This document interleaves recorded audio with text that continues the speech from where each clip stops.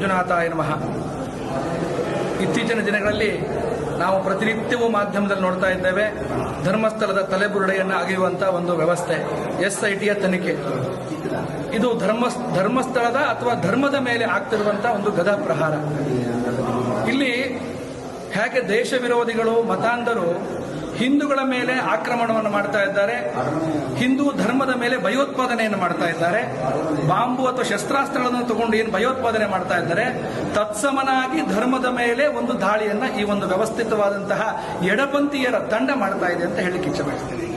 ಇದರ ಜೊತೆಗೆ ಪ್ರಾಯಶಃ ಅನಿಸ್ತದೆ, ನಮ್ಮ ಕರ್ನಾಟಕದಲ್ಲಿ ಏನು ನಗರ ನಕ್ಸಲೈಟ್ ಇದ್ದಾರೆ, ಕಾಡಿನಲ್ಲಿದ್ದರು ನಕ್ಸಲೈಟು, ಅವರೆಲ್ಲರಿಗೂ ಸಹ ಇದೀಗ ಒಂದು ರೀತಿಯಾದಂತಹ ಪರಿಹಾರವನ್ನು ಕೊಟ್ಟು ನಗರದಲ್ಲೇ ವಾಸ ಮಾಡ್ತಾ ಇದ್ದಾರೆ. ಅವರೆಲ್ಲರ ಸಹಕಾರ ಇದರಲ್ಲಿ ಇದೆ.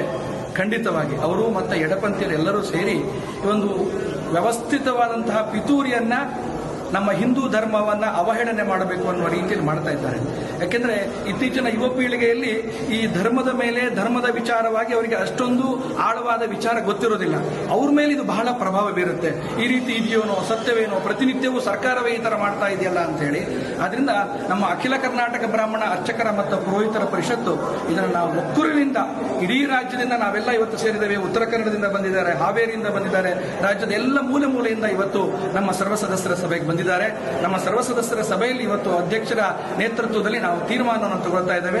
ಇಡೀ ರಾಜ್ಯದ ಪುರೋಹಿತರು, ಬ್ರಾಹ್ಮಣರು ಎಲ್ಲರೂ ಸಹ ನಾವು ಈ ಒಂದು ವ್ಯವಸ್ಥೆಯನ್ನು ಖಂಡಿಸ್ತಾ ಇದ್ದೇವೆ. ಯಾಕೆಂದ್ರೆ SIT ತನಿಖೆ ನಮಗೆ ವಿರೋಧ ಇಲ್ಲ, ಕಾನೂನು ಪ್ರಕಾರವಾಗಿ ತನಿಖೆ ಮಾಡಲಿ. ಆದರೆ ಯಾವನೋ ಒಬ್ಬ ಅನಾಮಿಕ ವ್ಯಕ್ತಿ ಒಂದು ತಲೆಬುರುಡಿಯನ್ನು ತಗೊಂಡು ಬಂದಿದ್ದಾನೆ ಅಂದ ತಕ್ಷಣ ನೇರವಾಗಿ SITಯನ್ನು ರಚನೆ ಮಾಡಿ ಅದಕ್ಕೆ ತನಿಖೆಯನ್ನು ಮಾಡ್ತಾ ಇದ್ದಾರೆ. ತಂದವರ ಬಗ್ಗೆ ಯಾವುದೇ ಒಂದು ಕ್ರಮ ಇಲ್ಲ. ಒಬ್ಬ ವ್ಯಕ್ತಿಯೇ ನೂರಾರು ಸಾವಿರಾರು ಶವವನ್ನು ಹುರ್ಲಿಕ್ಕೆ ಆಗ್ತದ? ಅದು ಸತ್ಯವ? 10-20 ಅಡಿ ಹೊಂಡವನ್ನು ಮಾಡಿ ಒಬ್ಬನೇ ವ್ಯಕ್ತಿ ಹೇಗೆ ಅದನ್ನು ಉಳ್ತಾನೆ? ಮತ್ತೆ ಇನ್ನೊಬ್ರು ಯಾರು ಅನನ್ಯ ಭಟ್ ಅಂತ ಹೇಳುವ ಒಬ್ಬಳು ಮಹಿಳೆ, ನನ್ನ ಮಗಳಿದ್ದು ಅವಳು ಕಾಣಿಯಾಗಿದ್ದಾಳೆ ಅನ್ನುವಂತ ಒಂದು ಹೊಸ ಕಥೆಯನ್ನು ಅವಳು ಹೇಳ್ತಾರೆ. ಕೆಲವರು ಹೇಳ್ತಾರೆ ಆಕೆಗೆ ವಿವಾಹವೇ ಆಗಿಲ್ಲ ಅನ್ನುವಂತ ವಿಚಾರ ಹೊರಗೆ ಬರ್ತಾ ಇದೆ. ಈ ರೀತಿಯಾದೊಂದು ಸುಳ್ಳಿನ ಕಥೆ, ಒಂದು ಕಾದಂಬರಿ ಅಂತ ಹೇಳ್ಬೋದು, ಒಂದು ವ್ಯವಸ್ಥಿತವಾದಂತಹ ಕಾದಂಬರಿ ಕಥೆಯನ್ನು ರಚನೆ ಮಾಡಿ ಮತಾಂಧರು, ಎಡಪಂಥೀಯರು, ಹಿಂದೂ ವಿರೋಧಿಗಳೆಲ್ಲ ಒಟ್ಟಾಗಿ ಈ ಒಂದು ವ್ಯವಸ್ಥಿತವಾದಂತಹ ಒಂದು ತಲೆಬುರುಡೆಯನ್ನ ಅಲ್ಲಿ ಹೂತಿಟ್ಟಿದ್ದಾರೆ ಅನ್ನುವಂಥ ಒಂದು ಕಥೆಯನ್ನು ಹೇಳಿ SIT ರಚನೆಯನ್ನು ಮಾಡಿ ಇವತ್ತು ಈ ಒಂದು ಕಾನೂನು ಪ್ರಕ್ರಿಯೆ ನಡೀತಾ ಇದೆ. ಎಲ್ಲ ಹಿಂದೂಗಳಿಗೂ ಬಹಳ ಇದೊಂದು ನೋವಾಗಿದೆ. ಯಾಕೆಂದ್ರೆ ಬ್ರಾಹ್ಮಣರ ಮತ್ತು ಅರ್ಚಕರ ಆದ್ಯ ಕರ್ತವ್ಯ ಹಿಂದೂ ಧರ್ಮವನ್ನ ರಕ್ಷಿಸುವಂತಹದ್ದು. ಧರ್ಮದಲ್ಲಿ ಎಲ್ಲಿ ದಾರಿ ತಪ್ತಾ ಇದೆ, ಯಾರಿಂದ ತೊಂದರೆ ಆಗ್ತಾ ಇದೆ, ಅದರ ವಿರುದ್ಧವಾಗಿ ನಾವೆಲ್ಲರೂ ಸಹ ನಿರ್ಣಯವನ್ನು ಕೈಗೊಳ್ಳಬೇಕಾದಂತಹ ಒಂದು ಸಮಯ ಈಗಿದೆ. ಹಾಗಾಗಿ ನಾವೆಲ್ಲರೂ ಒಟ್ಟಾಗಿ ಇದನ್ನು ವಿರೋಧಿಸ್ತಾ ಇದ್ದೇವೆ. ಖಂಡಿತವಾಗಿ ನಗರ ನಕ್ಸಲೈಟು, ಎಡಪಂಥೀಯರು ಎಲ್ಲರೂ ಒಟ್ಟಾಗಿ ಇದರಲ್ಲಿ ಭಾಗವಹಿಸ್ತಾ ಇದ್ದಾರೆ. ಒಂದು ಮಾಹಿತಿ ಕೊಡ್ತೇನೆ, ಅಲ್ಲೇನು ಗಿರೀಶ್ ಮಟ್ಟಣ್ಣನವರ ಅಂತ ಹೇಳಿ ಒಬ್ಬ ವ್ಯವಸ್ಥಿತವಾಗಿ ದಿನನಿತ್ಯ ಕಥೆ ಹೇಳ್ತಾ ಇದ್ದಾನೆ ಯೂಟ್ಯೂಬ್ನಲ್ಲಿ. ಆತನ ಬಗ್ಗೆ ಎಷ್ಟೋ ಜನಕ್ಕೆ ಗೊತ್ತಿದೆ. ಆತ ಹಿಂದೆ ಪೊಲೀಸ್ ಇಲಾಖೆಯಲ್ಲಿದ್ದವನು, ವಿಧಾನಸೌಧದಲ್ಲಿ ಬಾಂಬ್ ಇಡ್ತೇನೆ ಅಂತೆಲ್ಲ ಹೇಳಿ ಬೆದರಿಕೆ ಹಾಕಿದಂತವನು. ಮತ್ತೆ ಆತ ಉತ್ತರ ಕರ್ನಾಟಕದವನು. ಆತ ನಮ್ಮ ಶೃಂಗೇರಿಯ ಸಮೀಪ ಸಿರಿಮನೆ ಫಾಲ್ಸ್ ಗೊತ್ತಿರಬಹುದು, ಶೃಂಗೇರಿಗೆ ಹೋದವರಿಗೆ ಗೊತ್ತಿರ್ತದೆ. ಆ ಸಿರಿಮನೆ ಫಾಲ್ಸ್ ಹತ್ರ 16 ಎಕರೆ ಜಮೀನನ್ನ ತಗೊಂಡು ಅಲ್ಲಿ ರೆಸಾರ್ಟ್ ಅನ್ನು ಮಾಡಿದ್ದಾನೆ. ಎಲ್ಲಿಂದ ಬರ್ತದೆ ಅವರಿಗೆ ಆದಾಯ? ರೆಸಾರ್ಟ್ ಅನ್ನು ಯಾಕೆ? ಅಲ್ಲಿ ನಕ್ಸಲೈಟ್ ಪ್ರದೇಶ, ಸಿರಿಮನೆ ಅಂತ ಹೇಳ್ತಕ್ಕಂಥದ್ದು ಅಥವಾ ಕಿಗ್ಗಾ ಅಂತ ಹೇಳ್ತಕ್ಕಂಥದ್ದು, ಬುಕ್ಕಡಿ ಬೈಲು, ಈ ಶೃಂಗೇರಿ ಸುತ್ತಮುತ್ತ ಇರ್ತಕ್ಕಂಥದ್ದು ನಕ್ಸಲೈಟ್ ಪ್ರದೇಶ. ಅಲ್ಲಿ ಸರ್ಕಾರವೇ ಅಲ್ಲಿ ಕೂಂಬಿಂಗ್ ಮಾಡ್ತಾ ಇತ್ತು. ಆ ಒಂದು ಜಾಗದಲ್ಲಿ ಅವರು ಬಹಳ ದೊಡ್ಡ ರೆಸಾರ್ಟ್ ಅನ್ನು ಮಾಡಿದ್ದಾರೆ.